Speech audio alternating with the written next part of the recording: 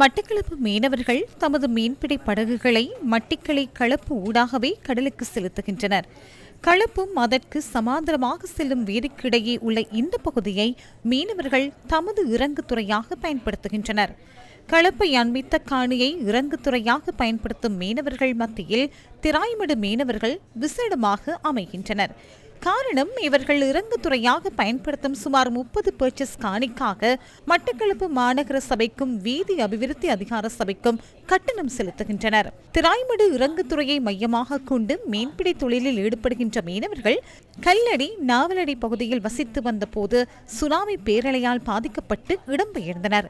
சில வருடங்களாக முகாம்களில் வசித்து வந்த மக்கள் பின்னர் திராய்மடு பகுதியில் ஸ்வீடன் அரசாங்கத்தின் ஒத்துழைப்பில் நிர்மாணிக்கப்பட்ட வீடமைப்பு திட்டம் காரணமாக திராய்மடு பகுதியில் குடியேற்றப்படுகின்றனர். தமக்கே உரைத்தான பாரம்பரிய முறைகளை பயன்படுத்தும் மீனவர்கள் தமது அறுவடையை நியாயமான விலைக்கு சில்லறை சந்தையில் விற்பனை செய்வதன் மூலம் மட்டக்களப்பு நகரம் மற்றும் அதனை அண்மித்த பகுதிகளை சேர்ந்த மக்களின் புரத தேவையை ஈடு செய்வதற்கு பங்களிப்பு செய்கின்றனர். இந்த நிலையில் குறித்த பகுதியிலிருந்து வெளியேறுமாறு மண்முனை வடக்கு பிரதேச செயலாளர் அறிவித்துள்ளதாக மீனவர்கள் கூறுகின்றனர்.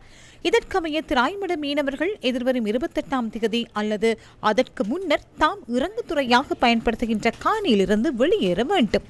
இது எங்கட படகு இதங்கட படகு வர்ற மூலமாக தான் நாங்கள் கொண்டு படுத்த விட்டுருக்கோம். வர்ற பாதுகாப்பு மூலமாக தான் நாங்கள் கொண்டு விட்டுருக்கோம். இதை கொண்டு அந்த காட்டுக்குள்ளே கொண்டு விட்டா கலவரத்து போனால் என்ன உரிமை எங்களுக்கு ஆறு சாரே? இதை நம்பி தான் நாங்கள் கிடக்கோம்.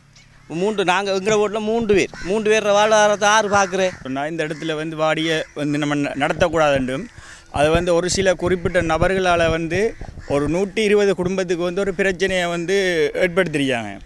இந்த 120 குடும்பங்களும் இந்த தொழில் வாய்ப்பை இழந்து என்று சொன்னால் அடுத்த கட்டம் அவங்களோட குடும்பத்தை நடத்துறதுக்கான வாய்ப்புகள் இழந்து போகும். இப்போ கிட்டத்தட்ட 120 குடும்பத்தில் 175 வீதமானாக்கள் எண்ட வயசில் இருக்கிற இளைஞர்கள்.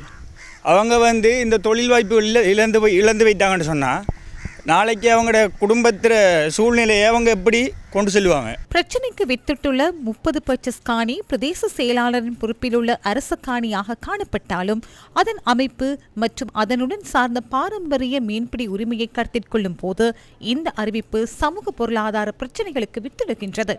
பிரச்சினைக்கு வித்திட்டுள்ள இந்த 30 பர்ச்சஸ் காணியை தவிர்ந்த மேலும் ஆயிரக்கணக்கான மீனவர்கள் இறங்குதுறையாக பயன்படுத்தி வருகின்ற களப்பை அண்மித்த நிலப்பரப்பு தொடர்பிலும் அரசாங்கத்தின் காணி சட்டம் நடைமுறைப்படுத்தப்பட்டால் மட்டக்களப்பு மீனவர்கள் கடலில் குடியேறியே தமது தொழிலை முன்னெடுக்க நேரிடும் அல்லவா? கடற்றொழில் அமைச்சரே, இது உங்களின் கவனத்திற்கு.